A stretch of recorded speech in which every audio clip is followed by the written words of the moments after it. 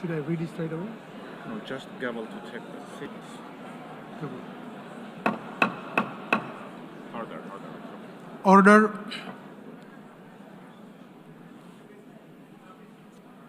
The plenary meeting, the 10th plenary meeting of the General Assembly is called to order.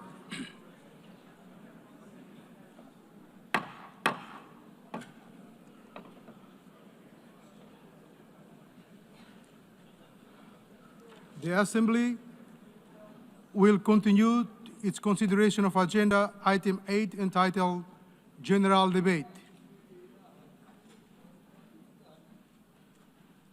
The Assembly will hear an address by His Excellency Benjamin Netanyahu, Prime Minister of the State of Israel. I request protocol to escort His Excellency and invite him to address the Assembly.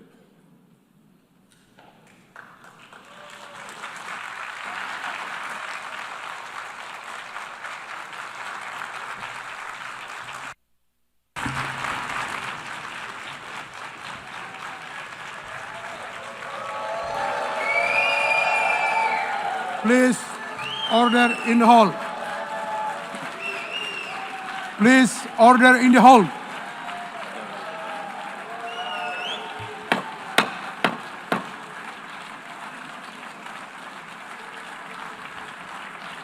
Please, order in the hall.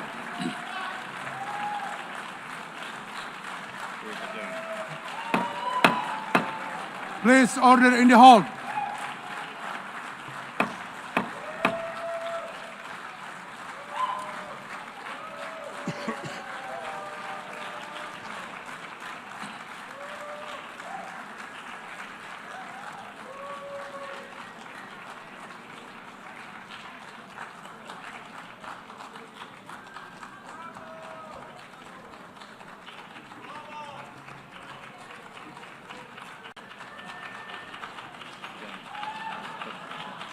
Please, order in the hall, and please be seated.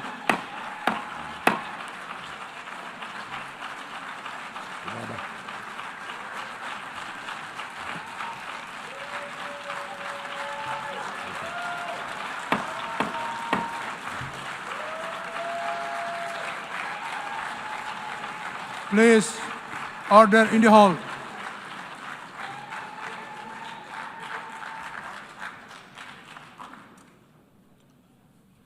Mr. President, the families of our dear hostages languishing in the dungeons of Gaza, ladies and gentlemen, last year I stood at this podium and I showed this map. It shows the curse of Iran's terror axis. This axis threatened the peace of the entire world. It threatened the stability of our region and the very existence of my country, Israel. Iran was rapidly developing a massive nuclear weapons program and a massive ballistic missile program. These were meant not only to destroy Israel, they were meant also to threaten the United States and blackmail nations everywhere. From Gaza, Yahya Sinwar dispatched waves of Hamas terrorists. They stormed into Israel on October 7th and committed acts of unspeakable savagery. From Lebanon, Hassan Nasrallah had launched thousands of missiles and rockets at our cities, terrorizing our citizens. In Syria, the murderous dictator Assad hosted Iran's forces, tightening a noose of death around our throats. In Yemen, the Houthis launched ballistic missiles at Israel while choking global trade at the mouth of the Red Sea. So what's happened over the past year? We've hammered the Houthis, including yesterday. We crushed the bulk of Hamas's terror machine. We crippled Hezbollah, taking out most of its leaders and much of its weapons arsenal. You remember those beepers, the pagers? We paged Hezbollah. And believe me, they got the message. And thousands of terrorists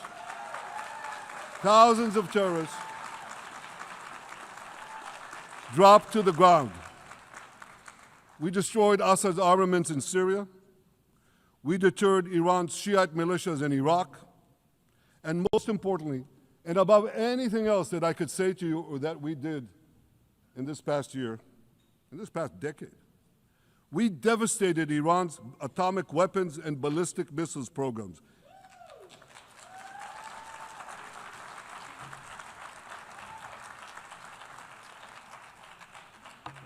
So here's where things stand today. Half the Houthi leadership in Yemen, gone.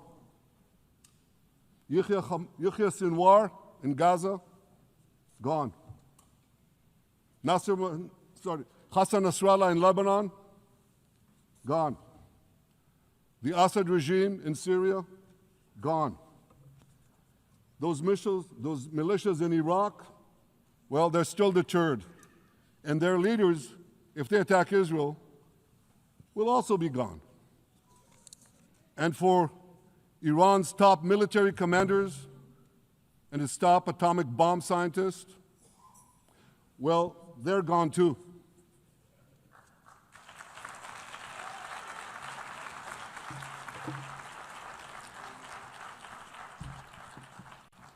Israel's 12-day war with Iran, which I renamed Operation Rising Lion, that's from the Bible.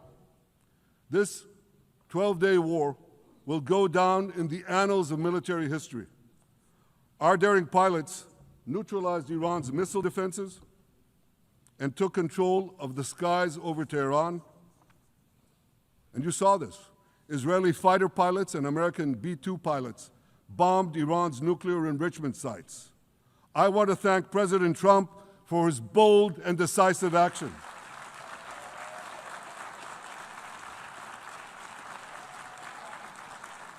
President Trump and I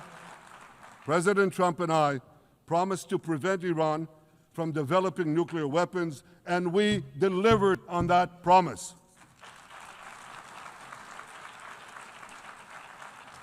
We removed an existential threat to Israel, and a mortal threat to the civilized world. We lifted a dark cloud that could have claimed millions and millions of lives. But, ladies and gentlemen, we must remain vigilant. We must remain absolutely clear-minded and vigilant. We must not allow Iran to rebuild its military nuclear capacities. Iran's stockpiles of enriched uranium, these stockpiles must be eliminated. And tomorrow, UN Security Council sanctions on Iran must be snapped back.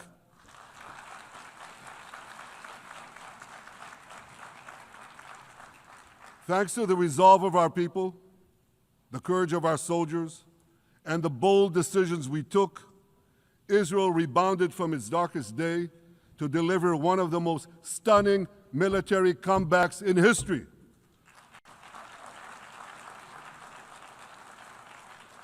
But we're not done yet. The final remnants of Hamas are holed up in Gaza City. They vow to repeat the atrocities of October 7th again and again and again, no matter how diminished their forces. That is why Israel must finish the job. That is why we want to do so as fast as possible.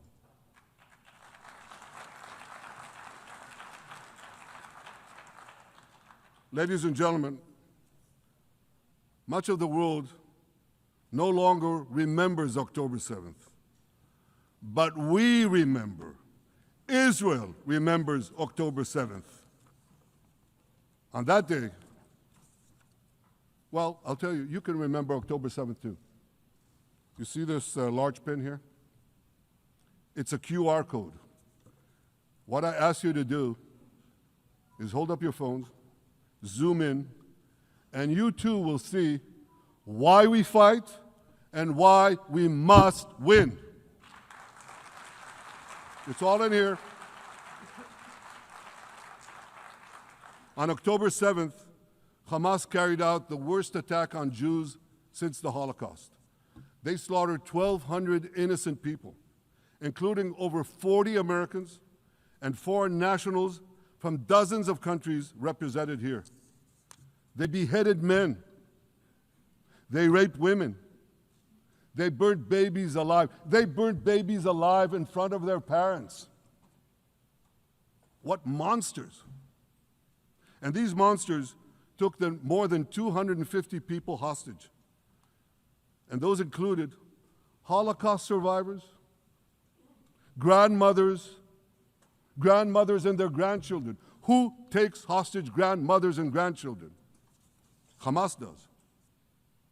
So far, we've brought home 207 of these hostages, but 48 still remain in the dungeons of Gaza. 20 of them are alive, starved, tortured, deprived of any daylight, deprived of humanity. These are the names of the 20 living hostages. Matan Angrest, Gali and Zerv Berman, brothers, Elkanah Buchbot, Rom Braslavsky, Nimrod Cohen, Ariel and David Cunyo, another pair of brothers, Guy Gilboa Dalal, Eviatar David. You saw the picture of Eviatar David, emaciated, forced to dig his own grave.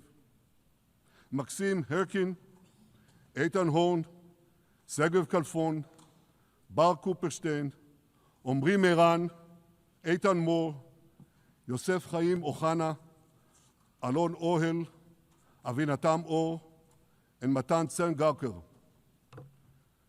Now, ladies and gentlemen, I want to do something I've never done before. I want to speak from this forum directly to those hostages through loudspeakers. I've surrounded Gaza with massive loudspeakers connected to this microphone in the hope that our dear hostages will hear my message. And I'll say it first in Hebrew and then in English. אחינו הגיבורים, מדבר ראש הממשלה בנימין נתניהו. אני פונה עליכם מעל בימת האו"ם. לא שכחנו אתכם, אפילו לא לשנייה. העם כולו איתכם, ואנחנו לא נשקוט ולא נרפה עד שנחזיר את כולכם הביתה. החיים והחללים כאחד.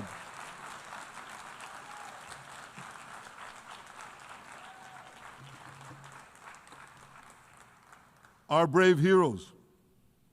This is Prime Minister Netanyahu speaking to you live from the United Nations. We have not forgotten you, not even for a second. The people of Israel are with you. We will not falter and we will not rest until we bring all of you home.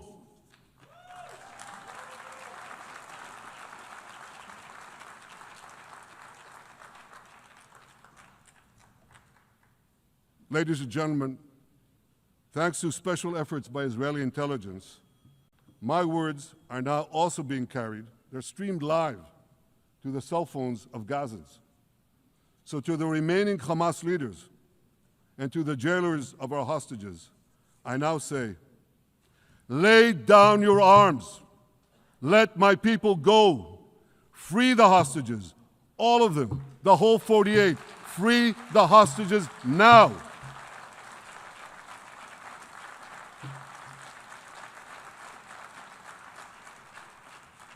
If you do, you will live. If you don't, Israel will hunt you down. Ladies and gentlemen, if Hamas agrees to our demands, the war could end right now. Gaza would be demilitarized, Israel would retain overriding security control, and a peaceful civilian authority would be established by Gazans and others committed to peace with Israel.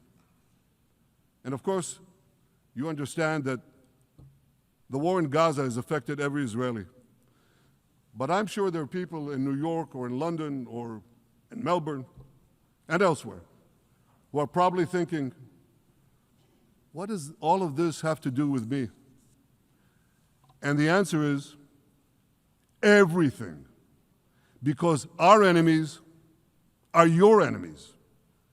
So let's do something else. So first at the UN, let's do a pop quiz. And raise your hand if you know the answer. Here's the first question.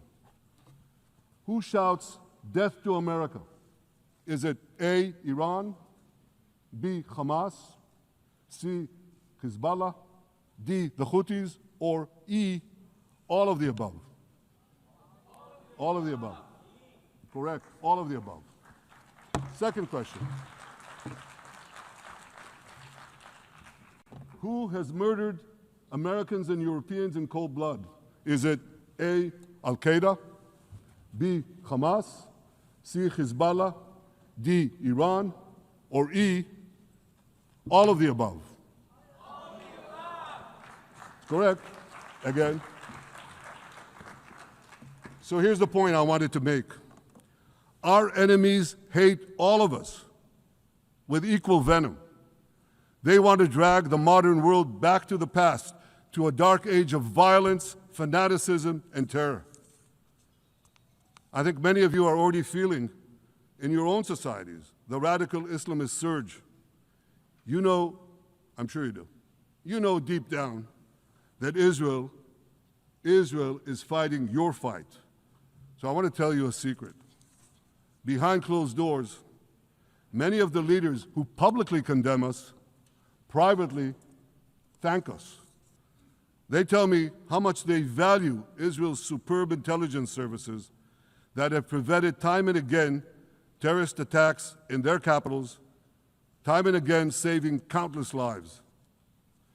General George Keegan, former head of U.S. Air Force intelligence, once said, "If the United States had to gather on its own the intelligence that Israel gives us, we would have to establish 5 CIAs. 5 CIAs. This past June, when Israel struck Iran's nuclear facilities, German Chancellor Merz admitted the truth. He said, Israel is doing the dirty work for all of us. President Trump understands better than any other leader that Israel and America face a common threat. He showed the world that when Iran and its proxies murder Americans, take Americans hostage, shout death to America, burn American flags, and try to assassinate the President of the United States, not once, but twice. He showed them there is a price to pay for all that.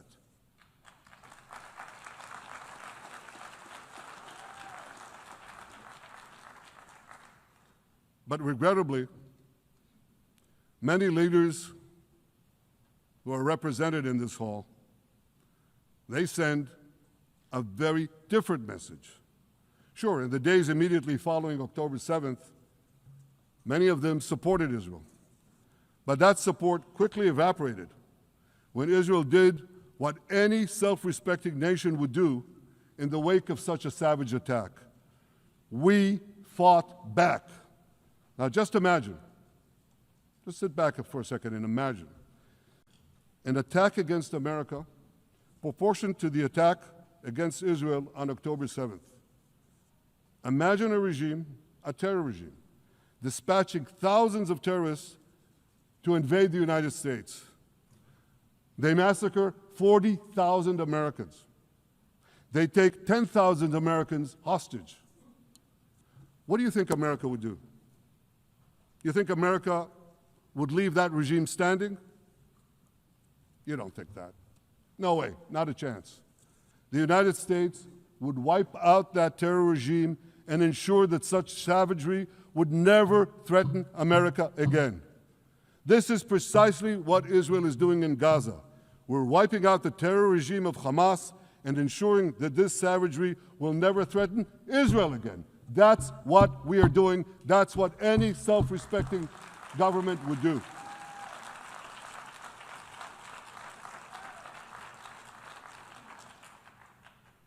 Yet, and it's a yet that I'm sorry to say here, yet over time, many world leaders buckled. They buckled under the pressure of a biased media, radical Islamist constituencies, and anti-Semitic mobs. There's a familiar saying, when the going gets tough, the tough get going. Well, for many countries here, when the going got tough, you caved. And here's the shameful result of that collapse. For much of the past 2 years, Israel has had to fight a seven-front war against barbarism with many of your nations opposing us. Astoundingly, as we fight the terrorists who murdered many of your citizens, you are fighting us. You condemn us, you embargo us, and you wage political and legal warfare, it's called lawfare, against us. I say to the representatives of those nations, this is not an indictment of Israel. It's an indictment of you.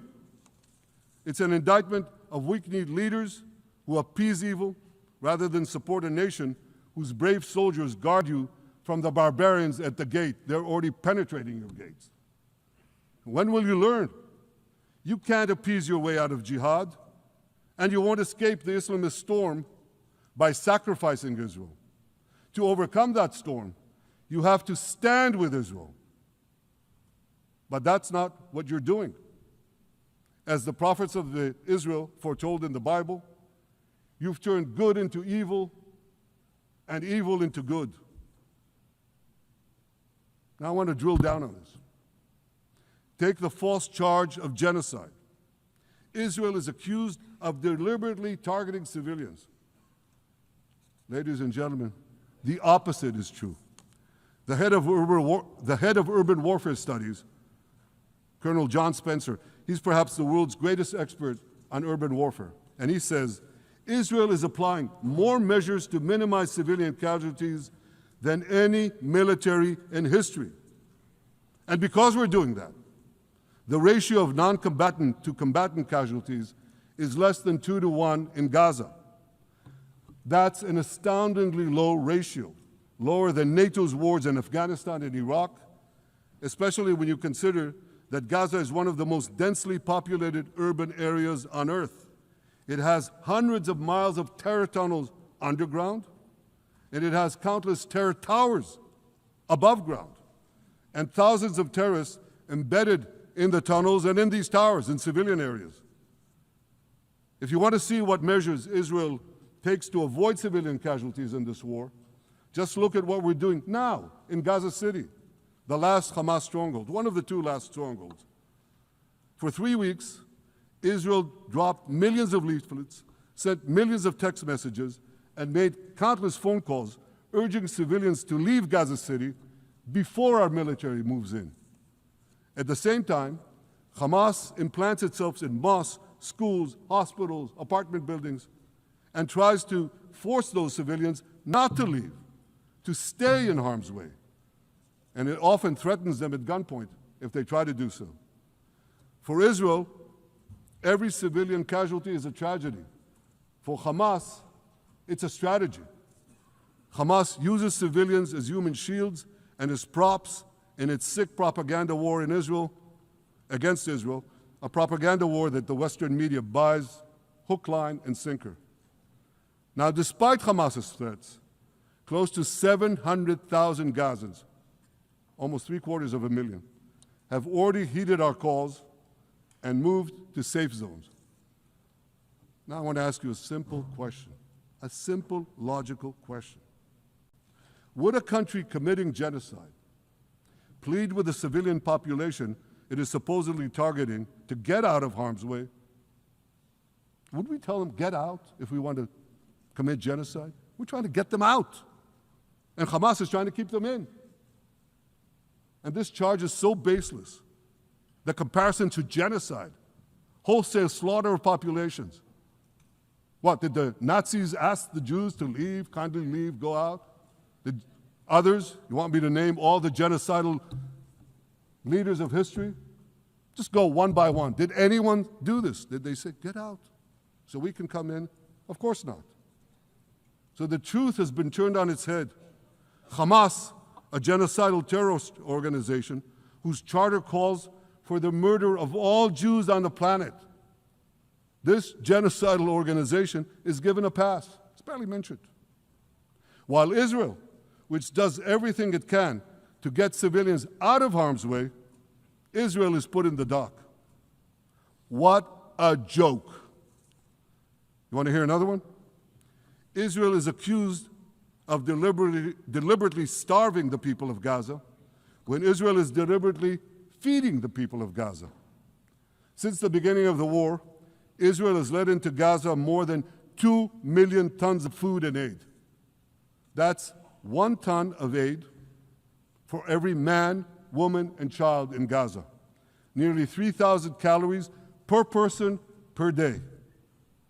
Some starvation policy. If there are Gazans who don't have enough food, it's because Hamas is stealing it. Hamas steals it, hoards it, and sells it at exorbitant prices to fight its war machine. Last month, even the UN, not exactly a supporter of Israel. You're supposed to laugh, by the way. Last month, even the UN admitted that Hamas and other armed groups looted 85% of the trucks. That's why you have deprivation. Those who peddled the blood libels of genocide and starvation against Israel are no better than those who peddled blood libels against the Jews in the Middle Ages when they falsely accused us of poisoning wells, spreading plague, and using the blood of children to bake Passover matzahs. Anti-Semitism dies hard. In fact, it doesn't die at all. It just keeps coming back with its libelous lies, refurbished, regurgitated over and over again. And I want to tell you something else. These anti-Semitic lies, they have consequences. In recent months, Jews have been assaulted in Canada, Australia, Britain, France, the Netherlands, and elsewhere. Here in America, an elderly Holocaust survivor was burned to death in Colorado. And a beautiful young couple from the Israeli embassy in Washington was brutally gunned down right in front of the Holocaust Museum there. Thankfully, President Trump's administration is forcefully fighting the scourge of anti-Semitism, and every government here should follow its lead. But instead, many do the opposite. They actually reward the worst anti-Semites on earth. This week, the leaders of France, Britain, Australia, Canada, and other countries unconditionally recognized a Palestinian state. They did so after the horrors committed by Hamas on October 7th. Horrors praised on that day by nearly 90% of the Palestinian population. Now, let me say that again. Nearly 90% of Palestinians supported the attack on October 7th. It's not supported only, they celebrated it. They danced on the rooftops. They threw candies. That's both in Gaza and in Judea, Samaria, the West Bank, as you call it. And it's just the way they celebrated another horror, 9/11. They danced on the rooftops. They cheered. They threw candy. You know what message the leaders who recognized the Palestinian state this week sent to the Palestinians? It's a very clear message. Murdering Jews pays off. Well, I have a message for these leaders. When the most savage terrorists on earth are effusively praising your decision, you didn't do something right. You did something wrong, horribly wrong. Your disgraceful decision will encourage terrorism against Jews and against innocent people everywhere. It will be a mark of shame on all of you. But wait a minute, Mr. Prime Minister, they tell me. Wait a minute. We believe in a two-state solution where the Jewish state of Israel will live side by side in peace with the Palestinian state. There's only one problem with that. The Palestinians, they don't believe in this solution. They never have. They don't want a state next to Israel. They want a Palestinian state instead of Israel.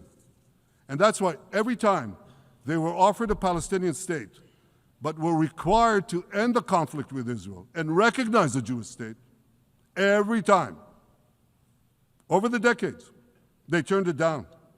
And that is why every time they were given territory, they used it to attack us. In fact, they effectively had a Palestinian state in Gaza. So what did they do with that state? Peace? Coexistence? No. They attacked us time and time again. Totally unprovoked. They fired rockets into our cities. They murdered our children. They turned Gaza into a terror base from which they committed the October 7th massacre. So here's the uncomfortable truth. The persistent Palestinian rejection of a Jewish state in any boundary is what has driven this conflict for over a century. It is still driving it. It's not the absence of a Palestinian state. It's the presence and existence of a Jewish state. And I find it amazing, that the foreign chancelleries and the ministries and all those who pontificate about this, and the leaders, how can they not see this basic truth when it is repeated again and again and again ad nauseum? And I want to say something else. This rejection of a Jewish state not only applies to Hamas, it also applies to the so-called moderate Palestinian Authority. You should know that the Palestinian authorities pays terrorists to slay Jews. The more Jews the terrorists slay, the more the Palestinian Authority pays. The Palestinian Authority names its government buildings, its public squares, its schools, after the mass murderers of Jews, which they glorify as martyrs. They pay and glorify not just the killer of Jews, but also killers of Christians. Christians like Taylor Force, an American veteran who was brutally murdered in Israel by Palestinian terrorists. But, that I hear from the Western leaders. They tell me, the PA promised us it will reform. And I know this time, Prime Minister, it will be different. Yeah, right. We've heard these promises for decades. They always promise. They never deliver. Because you see, the Palestinian Authority is corrupt to the core. They haven't held elections in 20 years. They use the same textbooks as Hamas, exactly the same textbooks. They teach their children to hate Jews and destroy the Jewish state. And Christians don't fare much better. When Bethlehem, the birthplace of Jesus, was under Israeli control, 80% of its residents were Christians. But since the PA took control, that number has dwindled to under 20%. These are the people you want to give a state to? What you're doing is giving the ultimate reward to intolerant fanatics who perpetrated and supported the October 7th massacre. Giving the Palestinians a state 1 mile from Jerusalem after October 7th is like giving Al-Qaeda a state 1 mile from New York City after September 11th. This is sheer madness. It's insane, and we won't do it.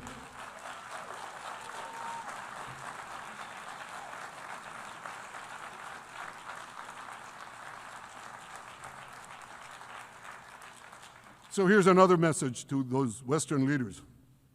Israel will not allow you to shove a terror state down our throats.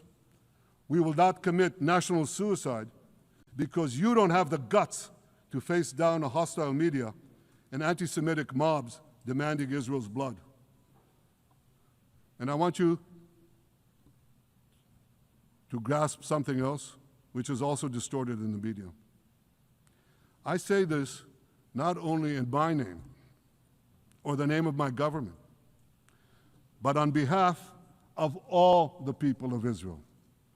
Last year, there was a vote in the Knesset, our parliament, whether or not to oppose the imposition of a Palestinian state. You want to guess what the results were? Out of 120 members of our parliament, 99 voted against and only 9 supported. That's over 90%. It's not a fringe group. It's not the Prime Minister who himself is extreme or he's held hostage by extreme parties to his right. It's over 90% of Israelis. My opposition to a Palestinian state is not simply my policies or my government's policy. It's the policy of the state and people of the state of Israel.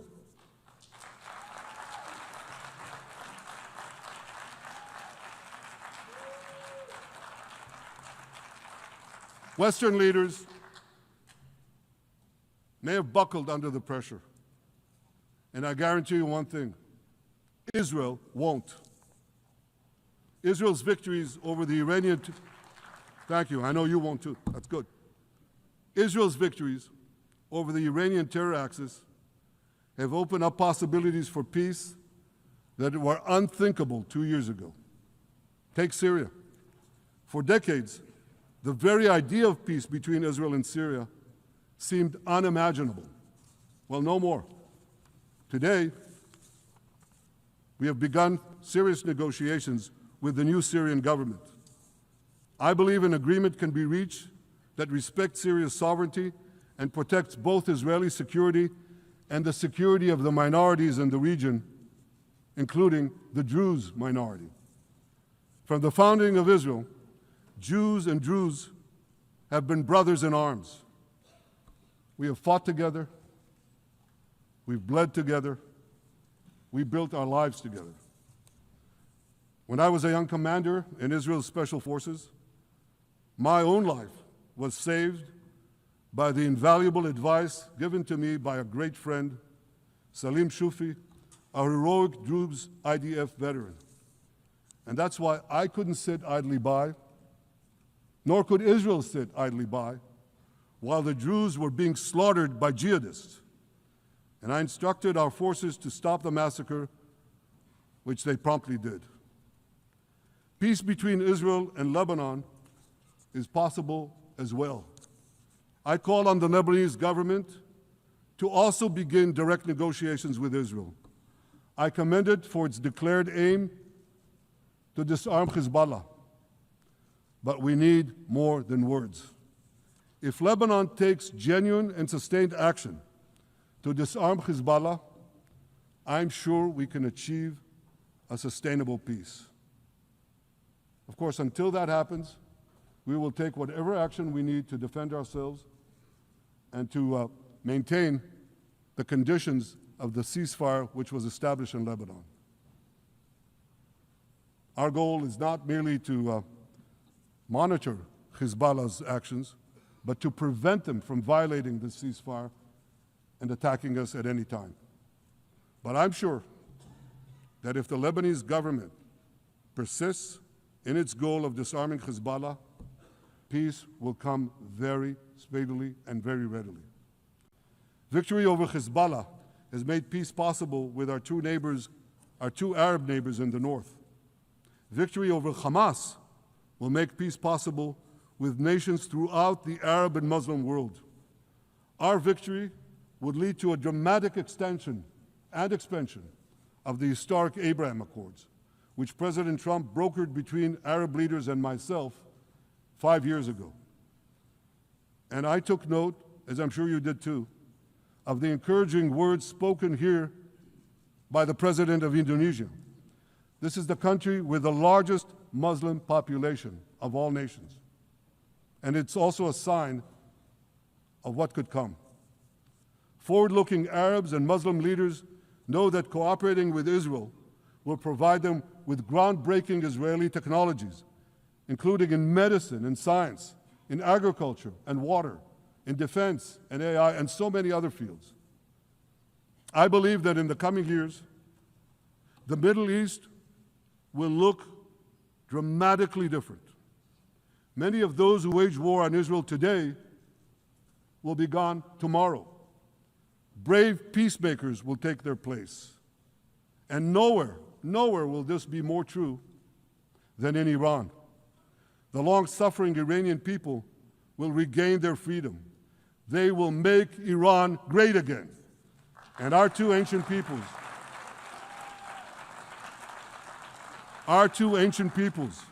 the people of Israel and the people of Iran, will restore a friendship that will benefit the entire world. Ladies and gentlemen, the horrors that happened on one dark day, October 7th, those horrors happened countless times during the centuries of my people's exiles among the nations. Jewish blood was cheap. Jews were killed with impunity. We had to beg others to defend us. The rise of Israel did not mean that the attempts to destroy us would end. It meant that we could fight back against those attempts. And that is exactly what Israel has done since October 7th. Our sons and daughters fought like lions. Our brave soldiers donned their uniforms and rushed into battle. They were armed with the dreams of the 100 generations of Jews who came before them. The dream of living as a free people in the land of Israel, our beloved homeland for more than 3,000 years. The dreams of living in our own independent state. The dream of having an army to defend ourselves. And the dream of being a light unto the nations, a beacon of progress, ingenuity, innovation, for the benefit of all humanity. On October 7th, the enemies of Israel tried to extinguish that light. 2 years later, the resolve of Israel and the strength of Israel burned brighter than ever. With God's help, that strength and that resolve would lead us to a speedy victory and to a brilliant future of prosperity and peace. Thank you very much.